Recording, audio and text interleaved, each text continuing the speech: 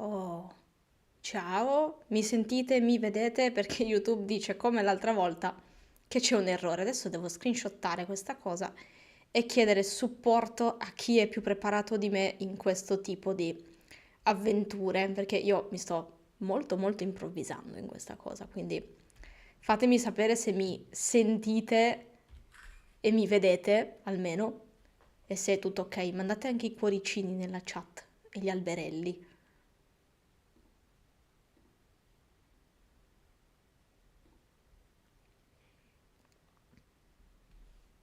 Ok, quindi è tutto ok, in realtà è YouTube Studio che sta dicendo che c'è qualcosa che non va. Vabbè, quindi, esatto, le emoji degli alberelli, anche perché non so se notate, ma più andiamo avanti con le puntate e più diventiamo natalizi qui. Infatti, vabbè, il cappello c'è sempre stato, l'addobbo, aiuto, è difficilissima questa cosa. Qui c'è sempre stato, anche se ogni tanto cade, quindi sarebbe molto divertente vedere l'addobbo cadere in live. Ma oggi, su grandissimo aiuto della mia compagna Francesca, che è anche in chat, quindi ringraziatela, mandatele un sacco di alberelli, cioè inviate un sacco di alberelli nella chat. Se vedete, quella è la forma di un alberello. E quindi niente, grazie per questa contribuzione al canale. E sì, io dico, mandate gli alberelli nella chat, sarebbe molto molto divertente che inviaste gli alberelli nella chat. Detto questo, però, grazie a tutte e tutti che siete qua oggi per la seconda settimana di questa edizione speciale di Natale di Green Tech Tales e siamo alla terza puntata. Ehm, quindi direi che sta andando abbastanza bene, adesso me la sono tirata sicuro. Però volevo immortalare una cosa, ovvero il fatto che oggi non ho il tè ma ho il caffè e giuro non ho la bustina, ma voi potete dire vabbè ha tolto la bustina. No, oggi ho fatto il caffè perché sapete che uno dei claim quando vi parlo di coffee è che potete donare qualcosa sia per un caffè che per un tè e mi sono detta ok, sono due puntate che mi paleso con il tè e quindi ho detto ok, no, magari bisogna tirar fuori il caffè perché sennò qua mi dicono no, cioè hai detto le bugie. Ciao Giuseppe, no, non è caffè americano, è un caffè alla nocciola, quindi per niente è natalizio perché la nocciola non è che sia proprio natalizia, però no, non è caffè americano perché se prendo un caffè americano adesso dormo dopodomani e quindi quello potrebbe essere una di quelle occasioni in cui rischio di fare tipo una live alle 3 di notte e quindi magari no. E detto questo, voi che avete visto live questa cosa, potete tranquillamente dire che avete visto succedere questa cosa e che bevo anche il caffè e non solo il tè. Detto questo, però, per chi fosse nuovo di questo format, lo ripeto, mi prendo giusto quel minutino per raccontare cosa stiamo qua a fare sostanzialmente, al netto di parlare di caffè e parlare di alberelli. Um, Green Tech Tales edizione di Natale nasce perché l'anno scorso ho fatto un calendario dell'avvento ogni giorno, cioè, come ogni calendario dell'avvento si apre una casellina ogni giorno e ogni giorno raccontavo qualcosa legato alla sostenibilità in ambito tecnologico, ma quest'anno ho detto no, facciamo una cosa diversa, facciamo una cosa un pochino più pazza e quindi ho detto facciamo delle live stream, possibilmente non tutti i giorni perché sennò divento scema, però appunto un paio di volte a settimana con un appuntamento relativamente fisso, quindi stesso orario ma stesso format e in realtà format molto molto simile anche a quello dei video, al netto del fatto che invece di trattare due notizie in modo diciamo abbastanza sbrigativo, in realtà ne trattiamo una sola ma in modo un pochino più dettagliato, un pochino discorsivo, possiamo prenderci il tempo per fare domande e diciamo anche chiacchierare su questa tematica, cosa che in realtà nei video statici non si può fare. Prima di cominciare il contenuto di oggi, però mi riguardo un attimino la chat, vediamo se ci sono domande. No, nella tazza non c'è una sostanza dopante ancora. Non sono arrivata ancora a quel punto. Sono così di natura, se è quello che ti stai chiedendo, Giuseppe. Ehm, ma detto questo, ovviamente io vi confermo che in realtà ho il mio aiutante anche oggi, ho immortalato la cosa, ho fatto la foto così. potrei postarla nella community di YouTube, non so se mi fa postare delle foto, ma in caso la posterò nella community di YouTube, quindi per tenervi giusto aggiornati, perché prima o poi arriverà anche la Mocicam. Però arriviamo al contenuto di oggi, alla puntata di oggi ci siamo già. Allora, oggi vi parlo di, tanto avete già avuto lo spoiler dalla thumbnail e dal titolo di questa puntata, ma oggi vi parlo di un toolkit, quindi un insieme di strumenti e di informazioni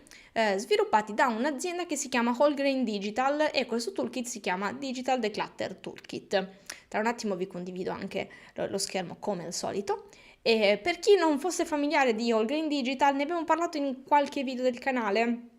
Whole Grain Digital è una delle aziende che si occupa di sia creare contenuti, quindi hanno un blog, ma anche di creare degli strumenti per misurare l'impatto ambientale, principalmente le emissioni di CO2, dei siti web, e ad esempio sono quelli che stanno dietro al tool Website Carbon, ma sono anche una di quelle aziende che ha contribuito al Sustainable Web Manifesto. E per chi non fosse familiare al Sustainable Web Manifesto, male, io vi lascio il link nella chat, perché dovete assolutamente firmare il Sustainable Web Manifesto una volta che finita la puntata, quindi adesso ascoltate me, però poi andate a firmare, ve lo metto tra un attimino nella chat. Quindi giusto per darvi un piccolo, diciamo, un riassunto di che tipo di azienda parliamo, ma questa azienda si è, diciamo, fatta dare una mano da tante altre aziende che si occupano di digitale e anche che si occupano di sostenibilità, per appunto creare questo toolkit che sostanzialmente però vuole essere un toolkit per le aziende, o comunque per, diciamo, persone che lavorano appunto in aziende che si occupano di digitale, e sono tutta una serie di azioni che si possono fare per ridurre l'impatto ambientale e le emissioni di CO2 legate alle attività digitali. Quindi è qualcosa di cui in realtà abbiamo già parlato diverse volte, però ho trovato molto interessante che appunto si fossero messi a tavolino e avessero detto no, facciamo un toolkit e diamo dei suggerimenti alle persone e anche diciamo degli input alle aziende che magari sono ancora un po', come dire, scettiche sul applicare quella che è alcuni principi della sostenibilità durante la loro attività lavorativa. Questo toolkit si apre con una definizione, diciamo, per dare un po' di contesto su che cosa significa Digital Carbon Footprint. Se siete qua su questo canale e se siete qua nella live, probabilmente ormai lo sapete già, siete proprio preparatissimi secondo me, ma per chi non lo sapesse o per chi, diciamo, volesse rinfrescare un po' la memoria, per carbon footprint, nello specifico digital carbon footprint, si intende l'impronta ecologica del digitale, quindi che tipo di impatto ha il digitale con le rispettive attività che si possono fare a livello digitale sull'ambiente, quindi quali sono appunto diciamo, i lati un po' negativi o quantomeno le conseguenze dell'utilizzare alcuni strumenti, e partendo da questi si può capire soprattutto in che modo poterli utilizzare al meglio. Ma direi che vi comincio a condividere il tool di oggi, che appunto lo vedete in questo verde molto natalizio, in realtà è particolarmente natalizio lo sfondo di questo sito, e come vi dicevo appunto si apre con la definizione di Digital Carbon Footprint, che è difficilissima da dire, ma direi che su questo vado abbastanza avanti, perché appunto giusto per farvi capire di che cosa si tratta, ve l'ho già detto prima, ma poi potete tranquillamente approfondire tutto quello che vedremo oggi con calma davanti al camino, se avete il camino, o davanti al camino di Netflix, se preferite. Ma la cosa interessante è che in questo toolkit si parla di diverse attività. Come potete vedere già nella prima schermata ci sono diversi riquadri. Non li vedremo tutti, più per, diciamo, questione di tempo, ma se avete domande specifiche su uno dei riquadri fatele pure nella chat e magari vediamo di aprirli. Ma oggi quelli di cui vi vorrei parlare sono, se non ricordo male, 4 quelli che mi sono segnata, se so ancora contare. E infatti parliamo dell'hardware, una delle cose di cui in realtà abbiamo parlato meno, diciamo, sul canale, ed è anche uno di quei topic di cui si parla tendenzialmente meno quando si parla di digitale. Poi parliamo brevemente di videochiamate e di streaming, ma nello specifico di videochiamate, quindi pensate a voi che fate le varie call di lavoro e potrete tranquillamente tornare domani al lavoro e dire ho scoperto un sacco di modi per inquinare meno mentre facciamo le call, e quindi sentitevi pure fighi. Come terzo riquadro andiamo a parlare di cloud storage, e come ultimo, diciamo ultimo però molto virgolettato, andiamo a parlare di digital marketing. Quindi io vorrei partire sul primo e parliamo appunto di hardware. Quando si parla di hardware, adesso lo apro, vediamo se vedete, fatemi un cenno se vedete o se preferite che io allarghi un pochino la schermata, e io nel frattempo riapro la chat, così vediamo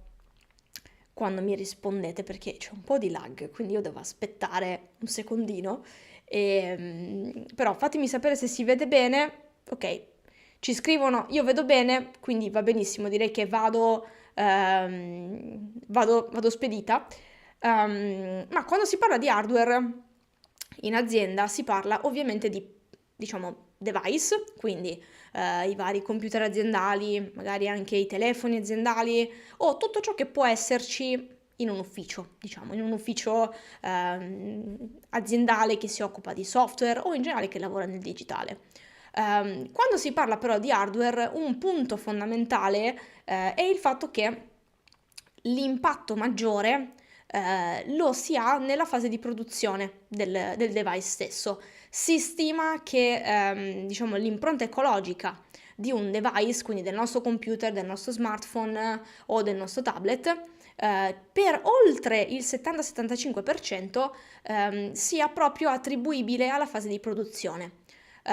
L'utilizzo invece, che spesso può sembrare la parte più diciamo preponderante quando si parla appunto dell'impatto sull'ambiente che hanno questi tipi di dispositivi, in realtà ha una minima percentuale. Si parla diciamo attorno al 10% dell'impronta ecologica totale, e poi ultimi in classifica in realtà vengono calcolati anche quelle che sono le emissioni dovute al trasporto per i nostri dispositivi, quindi dalla produzione al negozio, ad esempio, di vendita in cui verrà venduto, oppure appunto il trasporto verso la nostra casa. E poi, sempre andando tra, diciamo, degli ultimi componenti di quella che è l'impronta ecologica di questi dispositivi, si parla dell'imballaggio e poi anche della gestione, diciamo, del fine vita, tra virgolette, del device, quindi quello che se ne farà una volta che quel device non ci serve più, oppure decidiamo che lo vogliamo cambiare. Quindi, detto questo,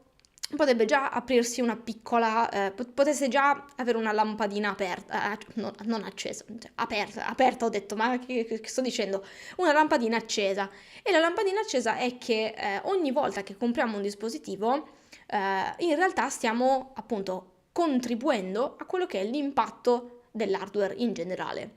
Quindi quello che potremmo fare tranquillamente è quello di non solo allungare il più possibile il ciclo di vita dei nostri dispositivi, ma anche acquistarne meno di solito. Quindi uno dei consigli che sono appunto messi come indicazione principale in questo toolkit è sicuramente quello di acquistare dei dispositivi solo quando necessario. E questo, diciamo, per voi potrebbe magari essere logico, ma non sempre lo è, quindi è bene specificare, e soprattutto se in un toolkit è stato specificato vuol dire che questo tipo di ragionamento logico in realtà non è proprio così comune. Quindi innanzitutto comprare un dispositivo solo quando necessario, e qua ripeto, stiamo comunque in ambiente aziendale, quindi non pensiamolo solo all'utilizzo personale che possiamo fare dei dispositivi. Un altro punto è quello di se riesco a spostare il cursore, ok. Un altro punto è quello di cominciare ad adottare sempre di più dei modelli di consumo circolari. Quindi questo che cosa vuol dire? È collegato anche ai vari punti sotto, ma vuol dire andare a, come dire, ad utilizzare sempre di più un tipo di abitudine che tiene conto di tutto il ciclo di vita del dispositivo, quindi non solo andare ad acquistarlo e poi metterlo in utilizzo, ma pensare già che quel dispositivo prima o poi andrà buttato via, riciclato, oppure ad esempio venduto come un dispositivo, come si dice, un dispositivo, non sono riclassificati, però avete capito, ricondizionati, e quindi questa può essere diciamo, un inizio di cambio di mentalità per quello che può essere legato appunto all'hardware, quindi non solo considerare l'acquisto e l'utilizzo, ma anche tenere conto di tutto il ciclo di vita del dispositivo e di quello che viene chiamato ad esempio anche Life Cycle Management Process, quindi lato aziendale, andare a proprio mettere e applicare nel pratico un processo appunto di gestione dei dispositivi, e quindi appunto legato a quello che dicevamo prima. Il toolkit di solito per tutti i quadri che abbiamo visto è impostato con una parte di spiegazione alla sinistra e poi una serie di azioni e anche i business benefits, perché ovviamente vuole essere qualcosa che non solo dà degli input, ma che spieghi anche in che modo poi l'azienda può risparmiare denaro, risparmiare tempo e non occuparsi magari di cose anche un pochino scomode, come può essere in questo caso anche il riciclaggio dei dispositivi elettronici. Un altro punto è che collegato ad esempio all'azione di acquistare solo quando necessario, chiaramente un'azienda andrà a spendere meno su quello che è l'acquisto di hardware di vari dispositivi. E appunto collegato invece al punto precedente che vedevamo prima, quindi al riciclaggio o alla gestione in generale dei dispositivi elettronici, questo spesso per le aziende è un punto diciamo abbastanza difficoltoso, ma devono tenerlo in considerazione perché tendenzialmente non si vuole buttare via un computer per strada, ci sono dei processi che devono essere seguiti appunto per riciclarlo oppure per rimetterlo sul mercato come dispositivo ricondizionato. Questo tipo di strategie, ad esempio l'utilizzo anche come si dice, di azienda che fa degli accordi con altre aziende che si occupano di dispositivi ricondizionati, ma tutta una serie anche di altre azioni che vedevamo prima mentre vi raccontavo un po' di che cosa si tratta, si stima che potrebbero ridurre la produzione di CO2 legata all'hardware fino al 36%, quindi comunque non sono percentuali che fanno proprio schifo. Sull'hardware, secondo me la panoramica che vi potevo fare è più o meno questa, ci sarebbe davvero un sacco di altra roba da dire, ma quello che fa il toolkit è proprio dare qualche input di modo che possano essere attività che tendenzialmente tutte le aziende possono andare ad applicare.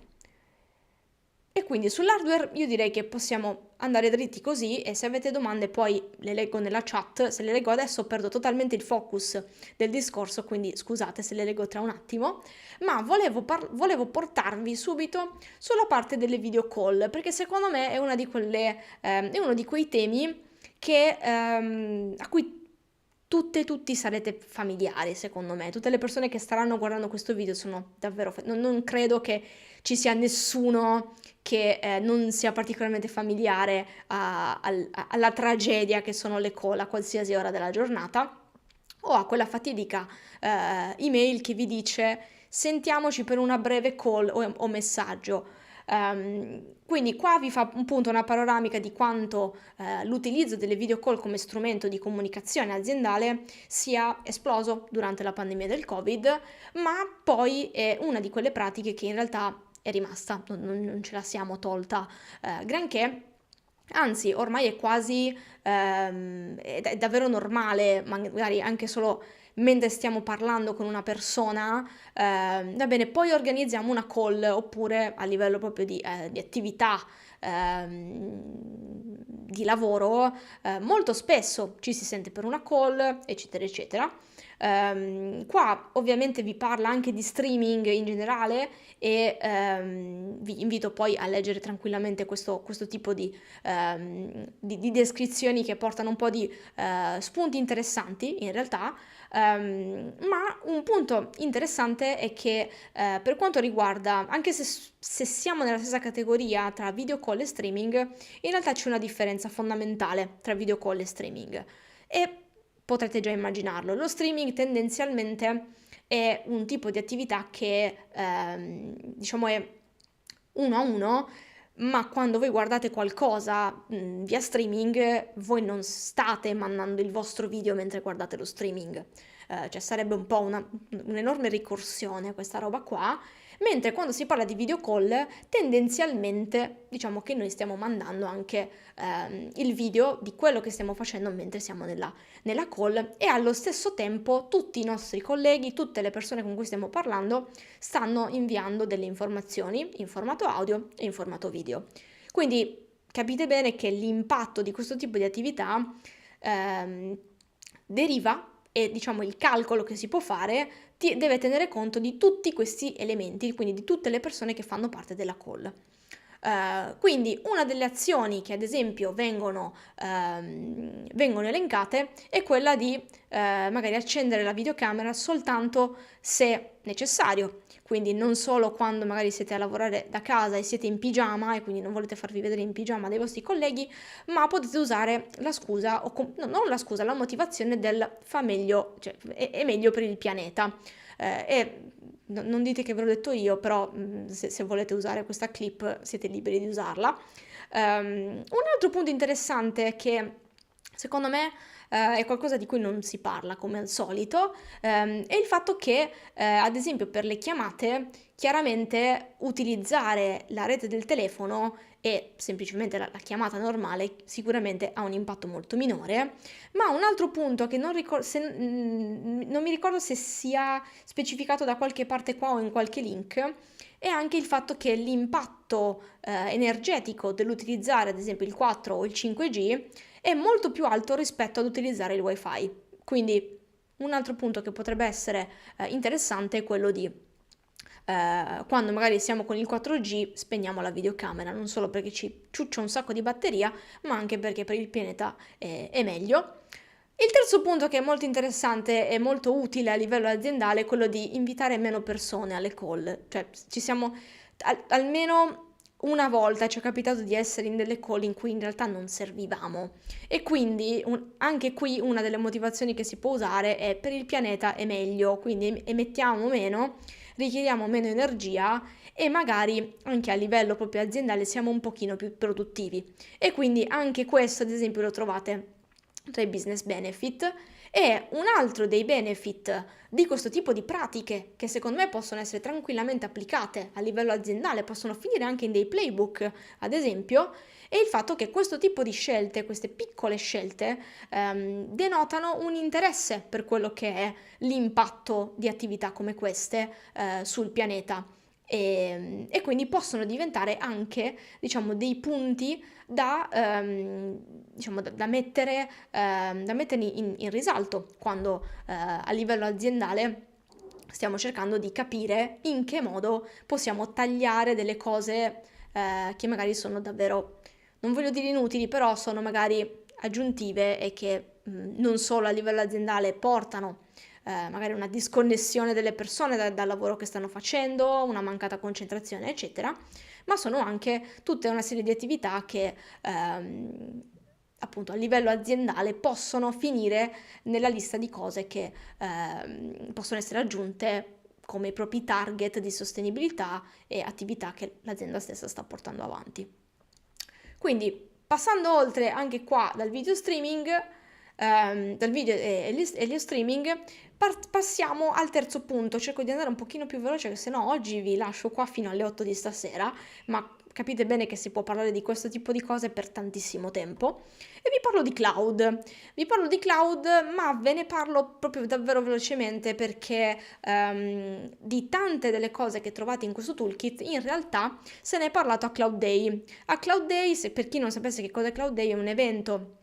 annuale sul cloud che appunto viene organizzata da Improve, che anche questa, se non conoscete, Improve organizza un sacco di eventi tendenzialmente verticali su alcune tematiche, tra cui cloud, AI, ma anche c'è Web Day, quindi tutto ciò che può riguardare il web. E io sono stata a Cloud Day in una roundtable legata appunto alla sostenibilità in ambito ICT e cloud, e quindi tante di questi input io vi rimando anche a quel video,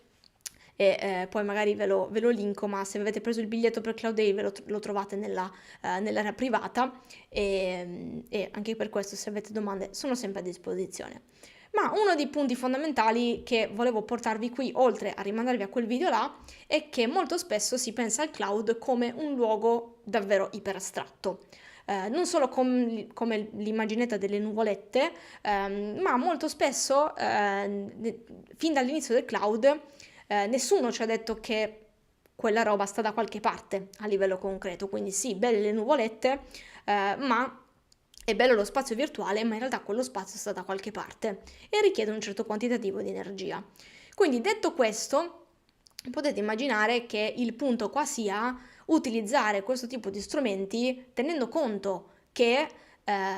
prima o poi magari lo spazio anche finisce, e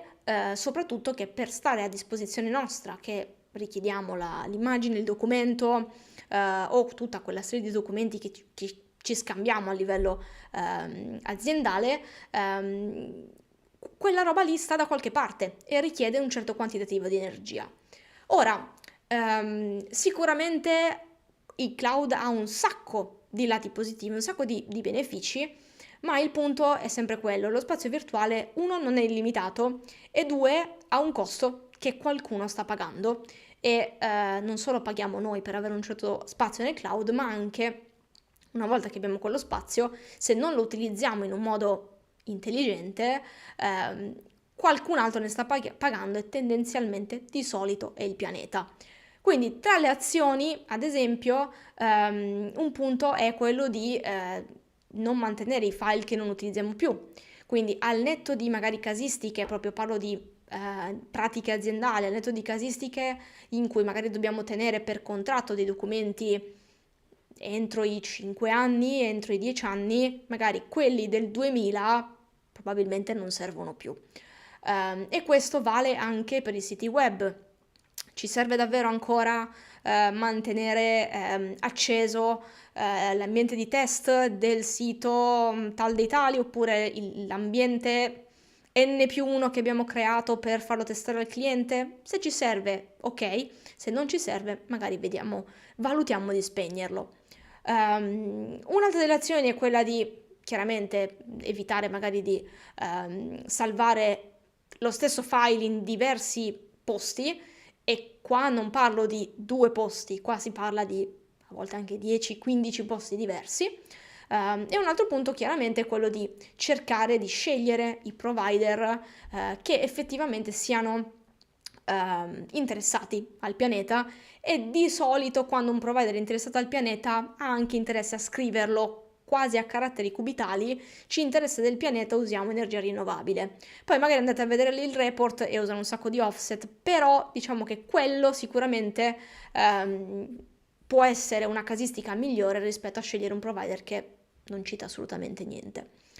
A livello di business benefits, li abbiamo visti un pochino brevemente prima. Sicuramente meno spazio utilizziamo e più stiamo riducendo i costi. E un altro punto è che meno abbiamo cose in più che non utilizziamo, più tendenzialmente a livello proprio di attività e a livello pratico siamo un pochino più efficienti. E un punto che secondo me non è sottolineato abbastanza qui, perché tutti hanno lo stesso peso, è il fatto che sicuramente si riducono anche i rischi di sicurezza, che in questo momento storico diciamo che non fa proprio schifo come punto benefit di questo tipo di azioni, che sono davvero davvero, non voglio dire semplici da applicare, però secondo me sono abbastanza semplici da mettere in pratica. Come ultimo punto parliamo di digital marketing, ma qua è un pochino lunga, quindi voglio vedere se mi avete scritto qualcosina in chat. E oh wow, sì, abbiamo un po' di un po' di messaggi e ottimo che si parla di cellulari ricondizionati e tendenzialmente stanno diventando sempre più comuni a livello proprio di business che nascono e è molto interessante vedere proprio quello che è l'approccio al ricondizionato in generale. Chiaramente per il consumatore ha dei lati positivi legati al prezzo. Tendenzialmente i cellulari ricondizionati si trovano ad un prezzo molto molto inferiore rispetto a quello di vendita e magari si può scegliere di avere un telefono migliore a livello di qualità per meno a livello di costo, quindi è è un ottimo punto. E video call per tutto, infatti immaginavo che qualcuno l'avrebbe detto. Allenamenti settimanali in video call in cui non c'è niente da dirsi, questa è una classica situazione. Io ci metterei anche i servizi di AWS quando vengono lanciate macchine virtuali. Esatto, si parla esattamente di casistiche tipo quelle. Quindi vedo che questo tipo di situazioni in realtà sono sempre più comuni e che probabilmente viste sotto un'ottica, diciamo che tiene conto sì del pianeta, ma qua quello che vi invito a fare è quello di portare proprio i benefit aziendali e poi se c'è l'occasione di passare al lato ambientale perché spesso non è il punto con cui si riescono a smuovere le masse. Secondo me in generale le persone che probabilmente seguono questo tipo di contenuti, che seguono il canale, le persone che conosco sono un po' una bolla, ma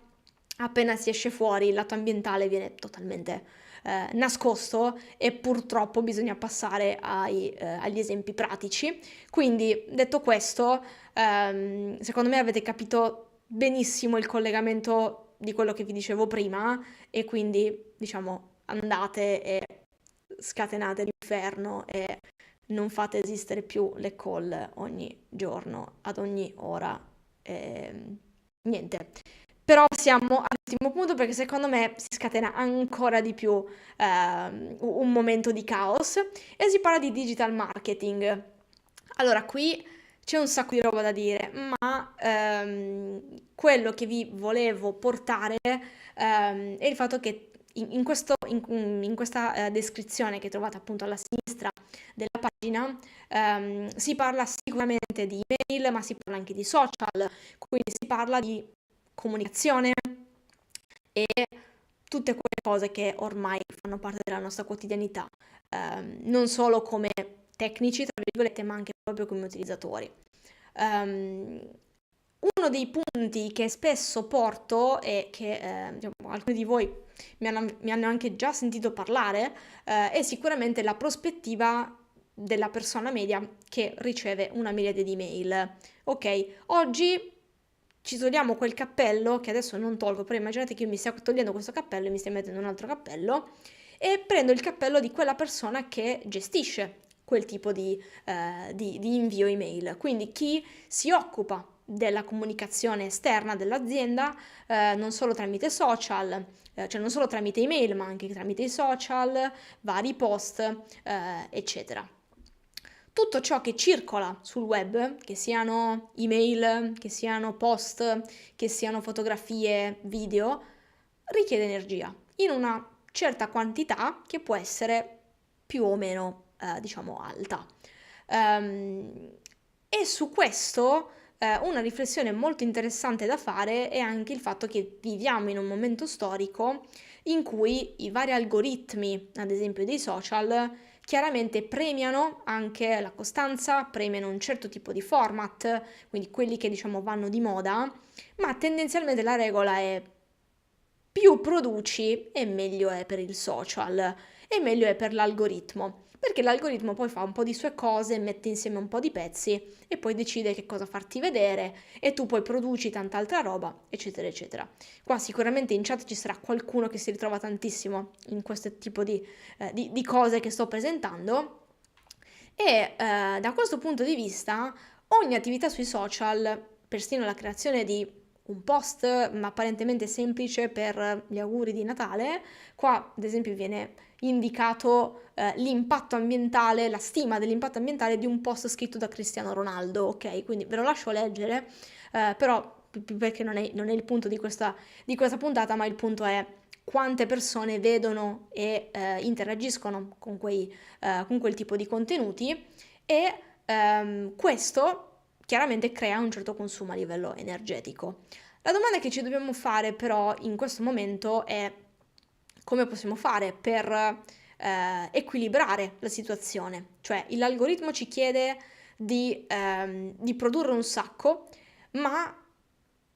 quel produrre un sacco quanto ci ritorna indietro? Ci sono delle stime che dicono che è vero che l'algoritmo premia diciamo la cadenza magari regolare, la produzione alta di contenuti, ma se sei un'azienda, quell'alta produzione di contenuti e magari la produzione di contenuti che sono un po' vuoti, quanto effettivamente ti fa portare a casa?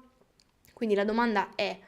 va prioritizzata la quantità o la qualità? Qua, come al solito, in realtà dipende dalla situazione, ma se pensiamo, questo è un po' secondo me il dilemma del XXI secolo, prioritizziamo la qualità di produzione o la quantità di roba che produciamo? Se pensiamo all'email marketing, la tendenza è quella di inviare un sacco di mail o la stessa email, ad esempio, ad una lista di indirizzi di persone che si sono iscritte, ma sappiamo molto bene che questo tipo di preferenze cambiano molto velocemente e di solito la speranza è quella che una certa percentuale abbocchi. Ci sono degli studi che dicono che in realtà la percentuale diciamo di follow up di quel tipo di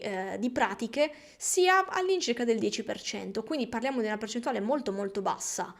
Al contrario, molto spesso utilizzare delle strategie che siano un pochino più indirizzate, quindi anche la personalizzazione, ad esempio dell'email marketing, può portare ad una riduzione di contenuti e anche di, diciamo, contenuti magari, come dicevamo prima, vuoti che sono di troppo, eccetera, ma permettono di avere un follow up da parte di chi riceve quel tipo di mail un po' più alto rispetto a quella percentuale molto piccola. Quindi il punto è, siamo in quel momento in cui cominciamo a vedere che forse sarebbe meglio produrre meno, ma in modo più indirizzato? E detto questo, quel tipo di pratica in che modo ci fa posizionare come azienda? Quindi qua a livello di proprio azioni che vengono indicate, sicuramente c'è quella di creare dei contenuti quando davvero aggiungono del valore. E qua chi si occupa di comunicazione ce l'avrà, penso, stampato in qualche post-it, da tenere sempre in considerazione non per se stesso, ma per i propri clienti che magari chiedono pubblichiamo, pubblichiamo, pubblichiamo. E allo stesso modo, andando a vedere i business benefit, creando del contenuto che sia di più alta qualità e magari anche meno frequente, a livello di percezione esterna, quindi dei propri clienti, probabilmente la percezione del cliente stesso è un pochino più, diciamo, positiva sotto questo punto di vista. In questa parte del digital marketing si parla anche di dati e su questo viene fatto riferimento alla pratica di alcune aziende di salvarsi un sacco di dati mentre noi navighiamo. Questa è una pratica abbastanza scorretta, o meglio, dipende un po' da come viene fatta. Molto spesso quei dati in realtà finiscono ad essere non utilizzati e questo vi farà collegare il fatto che praticamente diventa una pratica inutile e quindi anche su questo, se siete un'azienda che colleziona dati da parte della navigazione dell'utente, probabilmente salvarsi un sacco di dati che poi non utilizza nemmeno non è proprio una pratica ottima a livello proprio di presentazione anche degli utenti, quindi magari gestiamo il salvataggio dei dati in modo un pochino più efficiente e un pochino più, diciamo, analizzato in generale. E, su questo, sulla parte dei browser, in realtà ne abbiamo parlato in uno dei video di qualche mese fa, credo, e si parlava della differenza di, ad esempio, qua stiamo parlando di aziende grosse, però della differenza di come Chrome salvi un certo quantitativo di dati molto più alto rispetto a Firefox. Se vi va di andare a ripescarvi quella puntata e magari di cambiare scelta di browser, io ancora non ce l'ho fatta. In realtà faccio metà e metà Chrome e metà Firefox, ma direi che adesso mi riaccendo la chat e ho visto solo le catene di Sant'Antonio e, e sono molto felice delle persone che guardano i miei contenuti, grazie, perché siete molto speciali quando tirate fuori queste perle. E ovviamente ci scrivono, soprattutto conosco tantissime persone che non si rendono conto di quante copie di copie di copie creano. Le famose copie della copia perché magari non si sa mai. E poi qualsiasi sito che ti offre il 10% di sconto se ti iscrivi alla mailing list e ti dimentichi perché poi finiscono fuori dalla casella principale e continuano a girare mail per niente. Totale, cioè è una pratica che ormai è il default, ormai è diventato il default e bisognerebbe tornare al momento in cui la prima persona l'ha fatto e dirgli per favore smettila. E di questo sono prima colpevole perché ad uno sconto non dico mai di no, ma poi mi dimentico di cancellare l'iscrizione. Ma penso che siamo tutti così. Penso che siano il tipo di cose che ci attraggono, però poi se cominciamo a vedere quello che è diciamo, la conseguenza di quell'azione, magari cominciamo a smettere di abboccare, tra virgolette, a quel famoso 10% di sconto che però poi ci porta a una serie di mail che non leggeremo mai più e che ci dimenticheremo di disiscriverci, eccetera, eccetera. Da persona che lavora nella comunicazione non saprei dire quante email ci sono dietro ogni singolo contenuto fatto da un'azienda, emoji congelata, e sapevo che qualcuno sarebbe stato triggerato tantissimo da questa parte ed è uno dei motivi per cui ho scelto di parlare anche di digital marketing. Però ecco, tra gli altri punti che scusate, tra gli altri riquadri di cui si parlava nel Digital Toolkit, nel Digital Declutter Toolkit, si parla anche di mail e di applicazioni anche, ma anche di azioni personali e poi diciamo di passaparola. Quindi una cosa che sicuramente vi chiedo è quella di fare il vostro passaparola, quindi nella vostra attività magari cercate di fare più possibile questo collegamento. Poi magari non riuscirete ad applicare subito da domani, dalla prossima settimana, questo tipo di strategie, perché non tutto dipende da voi, perché se siete freelance non dipende da voi quello che il cliente vuole, potete indirizzarlo quanto volete, ma se il cliente decide che deve fare una cosa, non è facile fargli cambiare idea. E se siete dipendenti ancora di più, perché molto spesso non avete, diciamo, il potere di cambiare alcune pratiche, ma sicuramente condividere questo tipo di pratiche anche magari con il vostro team o con persone che fanno il vostro stesso lavoro e rendere questo tipo di ragionamento sempre più comune può, secondo me, in piccolo portare anche solo un piccolo cambiamento. Quindi se poi volete approfondire gli altri riquadri del Digital Declutter Toolkit, io poi ve lo lascio come al solito nelle puntate, ma come vi dicevo prima vi lascio anche come link il Sustainable Web Manifesto perché siete obbligati ad andare a firmarlo e quindi ve lo metto qua, però vi metto anche una CTA tipo firmate please oppure condividete ad amici, parenti e vicini di casa. Adesso voi sentirete questa cosa molto dopo rispetto a quando io l'ho scritta, quindi sarà molto divertente e non riesco più a ingrandire la cosa della chat. Perché? Perché me lo vuole far mettere qui, vabbè. Scusate, sto cercando di... Oh, ok. Allora, detto questo, per oggi... Scusate, no, ho sbagliato immagine. No, era questo. Per oggi i miei approfondimenti sono terminati, direi anche, penso che starete pensando, era ora perché sono le 7:15. Però se avete domande, se vi va di approfondire invece uno degli altri riquadri e avete anche su questo domande e considerazioni, scrivetemele, sapete che sono sempre a disposizione per blaterare ancora di più su questa roba e provare a capire in che altro modo si può migliorare questo tipo di pratiche e renderle sempre più comuni. E come al solito, oggi vi faccio vedere un'altra perla che ho fatto. Se volete supportare il canale, potete farlo su Ko-fi, donandoci qualcosa per un caffè o un tè. Giuro, oggi ho fatto il caffè, se non ci credete dopo mando la foto. E sono molto felice di questa grafichina, che in realtà non ho fatto, cioè, ho preso tranquillamente da Ko-fi, ma direi che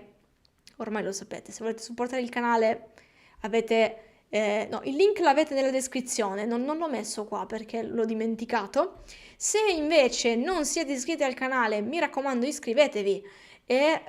l'ho detto come se fosse una televendita. Iscrivetevi e come al solito la prossima live stream sarà sabato, solita ora 18:30. E ancora no, io so di cosa parleremo, però direi che non ve lo dico, non vi faccio spoiler. Come al solito gli spoiler arrivano il venerdì, arrivano il giorno prima della live stream, tendenzialmente. Ultimissima cosa, vedevo prima che siamo quasi vicini ai 150 iscritti, quindi altra cosa che potete fare è condividere il canale con amici, parenti, vicini di casa, ormai l'ho imparata a memoria questa, e niente, potete tranquillamente supportare il canale mettendo il like, mettendo i cuoricini, vedevo che a YouTube piacciono le reazioni anche alle live stream, quindi fatelo, andate e condividete l'affetto per Green Tech Tales o per il mio gatto che comunque è qua e prima o poi metteremo la Mochi Cam, così non solo vi faccio vedere le mie grafichine fatte un po' così, ma vi faccio vedere anche il gatto. E niente, io direi che vi ringrazio tutte e tutti per aver partecipato, per aver scritto nella chat anche le vostre, esperienze tristi e frustranti aziendali. E niente, buona serata a tutte e tutti, ci vediamo sabato.